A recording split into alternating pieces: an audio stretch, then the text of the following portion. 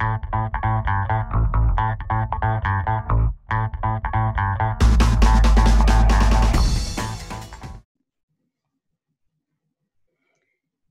à tous. Je remercie beaucoup Coréade de m'avoir invité aujourd'hui pour vous présenter les programmes Stop Tabac. Je regrette beaucoup de ne pas avoir pu vous joindre et d'être restée en Suisse. Ma foi, les contraintes sanitaires ont fait que voilà, je n'ai pas pu me déplacer. Je travaille donc à l'Université de Genève, à l'Institut de santé globale.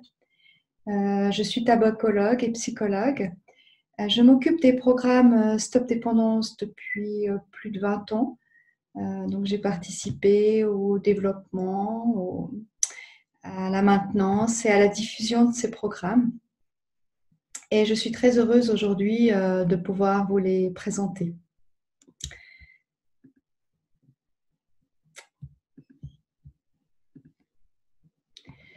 Alors, le programme Stop Tabac, à l'origine, c'est un site internet et un principe de computer tailoring.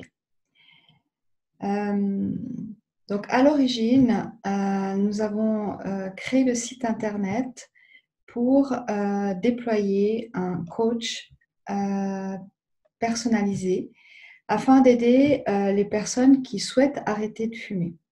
Les aider dans leur démarche de sevrage, leur donner les bons conseils et les suivre dans leur cheminement et maintenir leur motivation.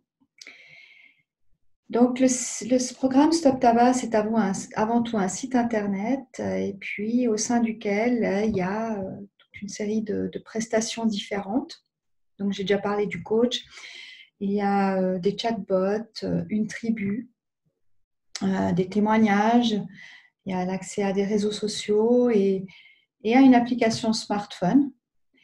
Et puis, tout ça encadré d'articles vulgarisés qui abordent différentes thématiques autour de la problématique du tabagisme.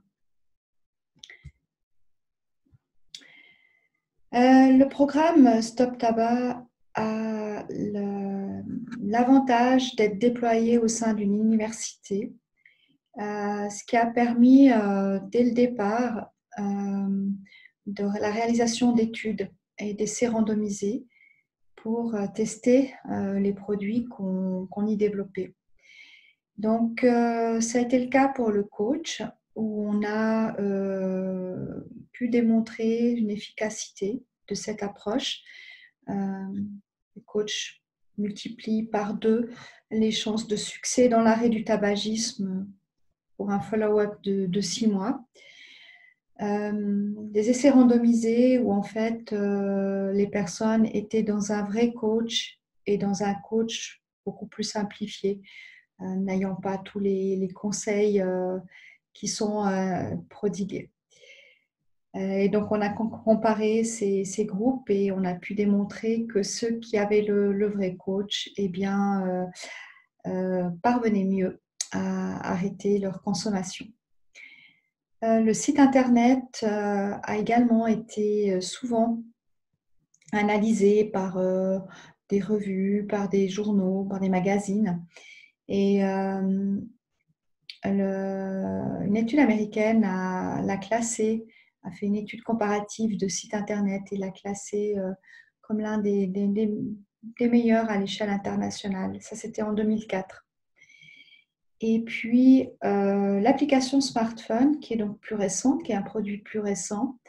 Il y a une étude néo-zélandaise qui a également comparé ces applications, qui l'a classée comme l'une des 5 meilleures applications actuellement sur le marché francophone.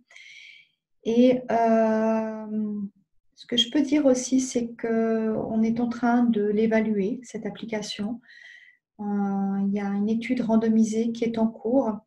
On a terminé le recueil de données. On a suivi 6000 participants qui ont été distribués aléatoirement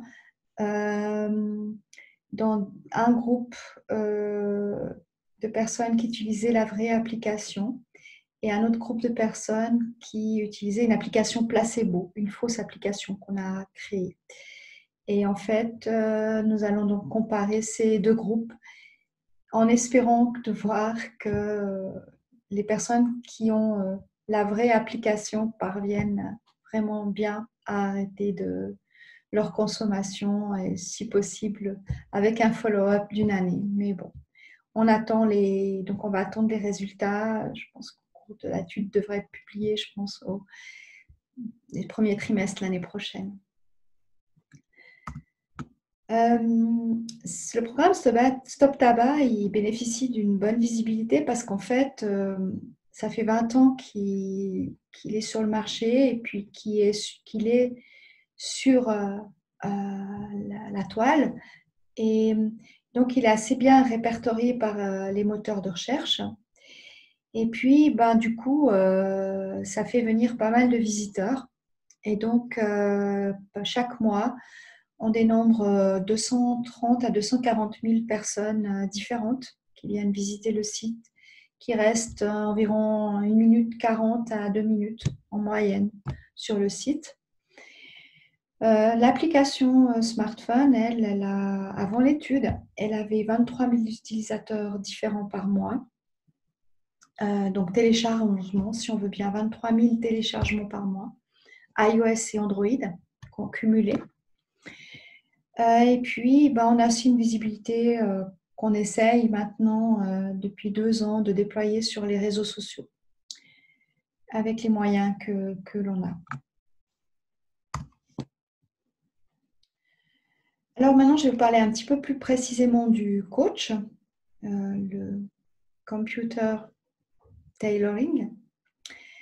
Donc, l'objectif qu'on avait quand on a créé ce coach, c'était de toucher le public de fumeurs et fumeuses le plus large possible, de sortir de la consultation médicale, parce qu'on sait que très peu de fumeurs vont dans une consultation médicale pour un sevrage tabagique. Très peu de fumeurs vont chercher à obtenir les conseils d'un professionnel, malheureusement.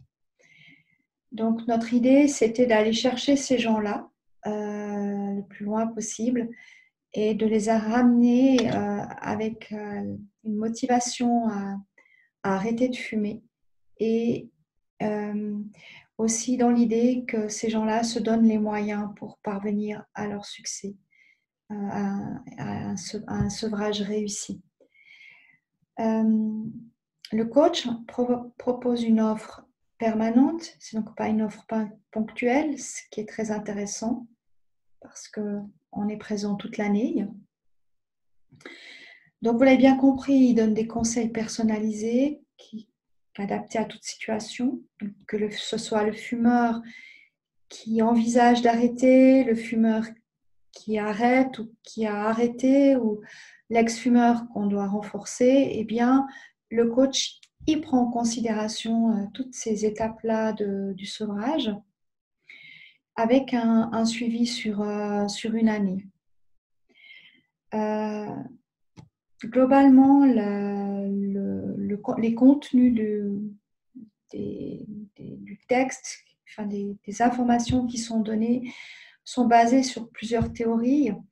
Alors, il y a les théories, évidemment, qu'on connaît, cognitivo-comportementales, mais elles sont renforcées par d'autres théories qui sont l'approche motivationnelle de Miller, qui sont l'approche de Bandura basée sur la théorie de l'apprentissage, l'approche basée sur le modèle de changement de comportement et la théorie aussi récente sur les addictions de Robert West, l'addiction à la nicotine de Robert West.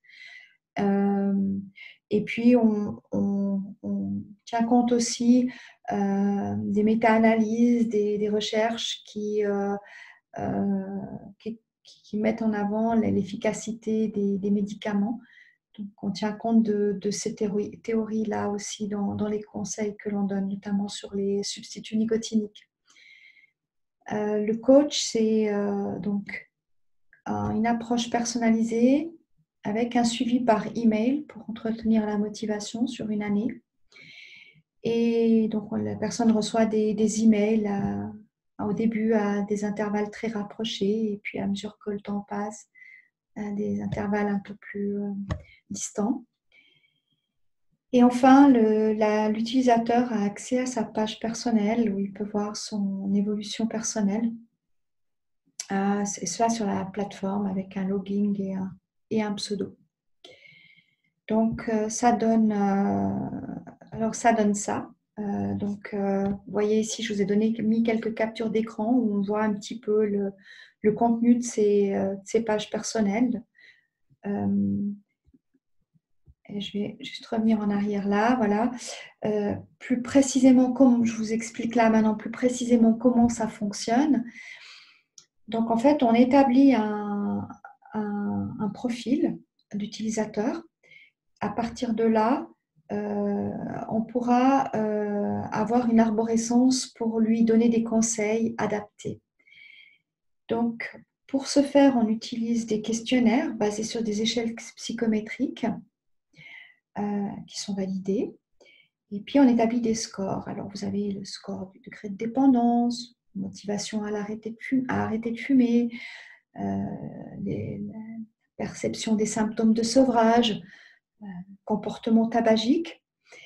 Et puis, à partir de score, on arrive donc justement à établir un compte-rendu qui comprend plusieurs paragraphes qui sont sélectionnés par le système informatique.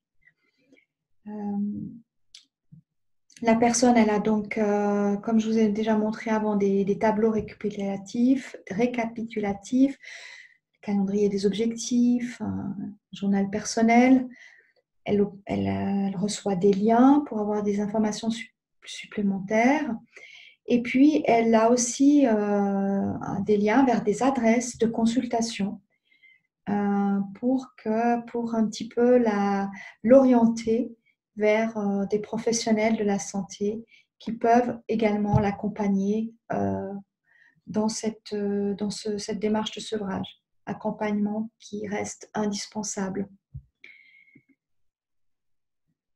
Pardon.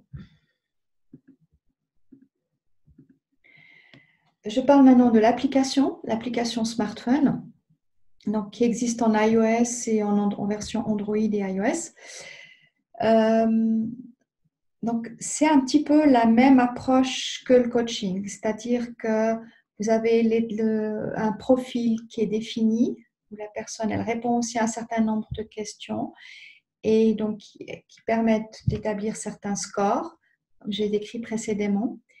Et la personne dans l'application va être coachée quotidiennement dans sa démarche. Elle peut être prise en charge avant d'avoir décidé d'arrêter de fumer. À partir du moment où elle a fixé une date d'arrêt et puis après le suivi également sur une année. Donc là aussi, on évalue le degré de dépendance, les symptômes de sevrage, la volonté ou non d'utiliser des substituts nicotiniques. Nous y avons intégré également la volonté ou non d'utiliser une cigarette électronique, une vaporette. Voilà. Et puis, dans cette application, il y a l'accès également à des liens web, mais aussi à la tribu et à différents types d'informations qui permettent d'orienter la personne vers un spécialiste. Voilà, je vous ai mis quelques captures d'écran de cette application où on voit un petit peu les différentes approches.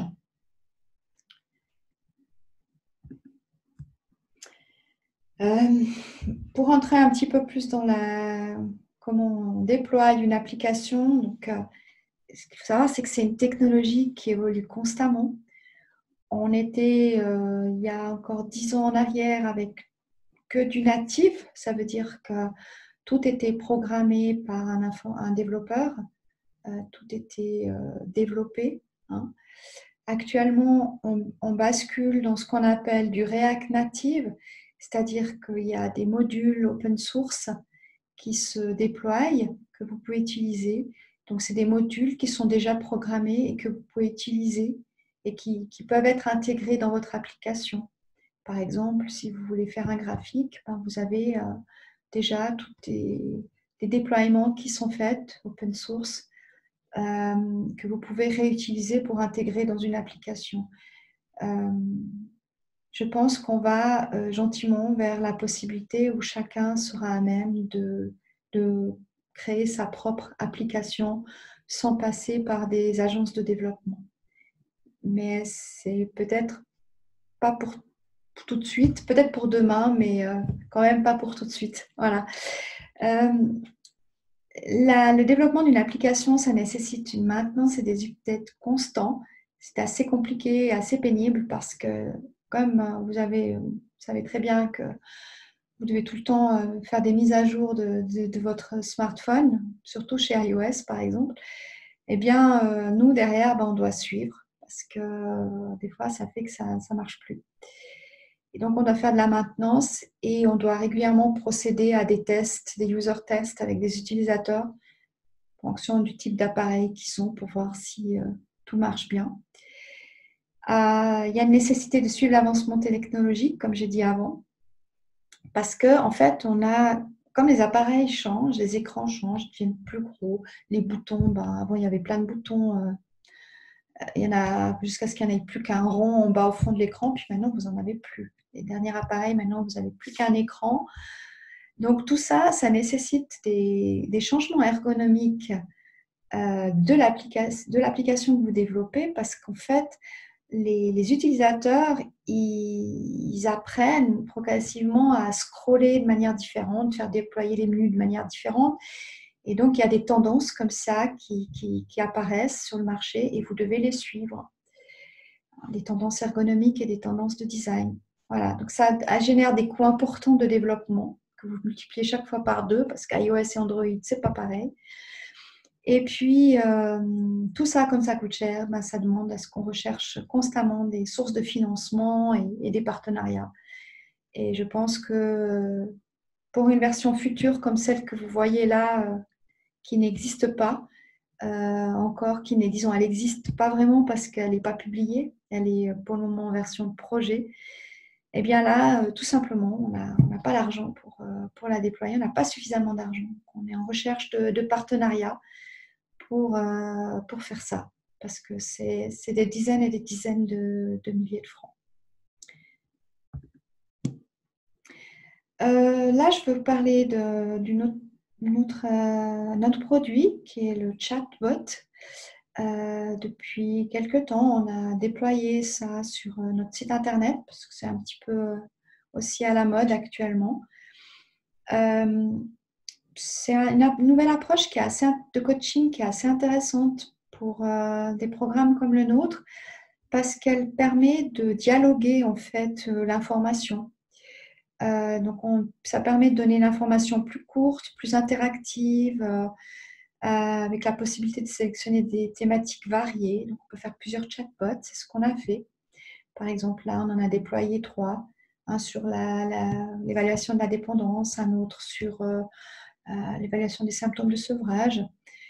Et en fait, c'est une formule assez bien adaptée au smartphone. Donc, les gens sont sur leur smartphone, sont sur du web responsive, ils ne s'en rendent pas trop compte parce que ça cadre un peu comme une application. Le coût est assez modéré. Vous achetez un provider de ce type qui vous permet de monter ça sur du web, et puis c'est tout. Après, il faut payer un informaticien avec qui vous travaillez, mais vous pouvez très rapidement vous-même apprendre à le faire. Donc, c'est un coût modéré. Il y a pas mal de possibilités. Alors, évidemment, plus on veut aller loin, alors là, peut-être l'informaticien s'avère nécessaire. Et puis, on peut faire des partages sur les réseaux sociaux. La tribu, j'avais aussi envie de vous parler de la tribu parce que c'est un réseau social en fait qu'on a déployé après avoir décidé d'arrêter avec les forums. Donc la première génération de réseau social qu'on avait, si on veut bien, c'est les forums, où c'est des discussions en différé qui n'avaient plus de succès, tout simplement. C'est plus tendance tellement actuellement. Maintenant, c'est plutôt donc de la discussion directe sous forme de chat.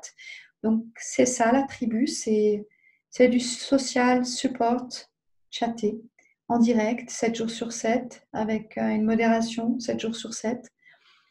Et la présence d'une psychologue qui cadre un petit peu tout ça. Et je voulais vous en parler parce qu'en fait, on a beaucoup de Français qui sont inscrits sur la tribu. On a 3 ans, on a 10 000 personnes qui se sont inscrites. Alors évidemment, on n'a pas 10 000 utilisateurs en même temps, évidemment. On a une quarantaine de personnes qui arrivent par semaine. On a volontairement un petit peu verrouillé l'accès pour qu'on puisse tout simplement assurer de bonnes prestations. Comment on l'a fait? Simplement, la personne qui s'inscrit sur la tribu doit répondre 3 pages de questions. Même si elle ne répond pas aux questions, elle rentre quand même dans la tribu, mais ça, elle ne le sait pas. Et ça nous permet, nous, de tous ceux qui ne sont pas trop motivés, ou voilà, un petit peu de les éviter. Parce que c'est vrai que si vous avez... au début, on avait une centaine d'inscriptions par jour et on n'arrivait pas. Tout simplement, on n'arrivait pas à suivre.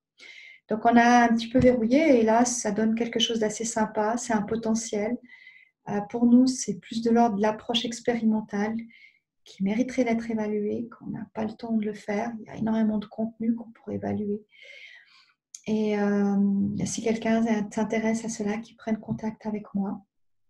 Et voilà, c'est quelque chose qui mérite vraiment d'être développé, je pense. En tout cas, il y a du potentiel là derrière. Sans trop rentrer dans les détails, la modération, elle est faite par des modérateurs que je forme à la modération. Où en fait, mais la tribu en soi, c'est pas des conseils de spécialistes, c'est vraiment les gens qui se soutiennent entre eux avec beaucoup d'empathie, de bienveillance, et ça marche très bien. Voilà. Voilà, alors Stop Tabac, c'est une toute petite équipe en fait, on n'est pas très nombreux. On est quelques chercheurs, des spécialistes en addiction, des informaticiens, des développeurs. C'est une plateforme qui existe depuis 1997, mais qui a beaucoup évolué, qui a suivi l'avancée technologique avec les moyens qui lui ont été alloués, qui ne sont pas toujours suffisants. Là, vous l'avez vu, comme je vous l'ai présenté, on a la possibilité donc de faire de la recherche, de faire de la vulgarisation scientifique, de faire du développement. Et donc, il y a pour ainsi dire pas de limite. C'est juste les moyens, quelque part financiers, qui sont plutôt limitants. Donc, il y a la nécessité de toujours déployer beaucoup d'énergie à trouver des fonds pour financer tout ça. C'est un potentiel énorme parce qu'il y a de grandes bases de données depuis 20 ans, avec des gens qu'on suit depuis 20 ans qui continuent de répondre à les questionnaires même 20 ans après. Donc, on peut encore faire des études. C'est des partenariats fantastiques, comme celui d'aujourd'hui où vous m'invitez. Et c'est une visibilité internationale grâce au web et à Internet. Voilà, je vous remercie beaucoup de votre attention et puis je suis à votre disposition maintenant pour répondre à vos questions.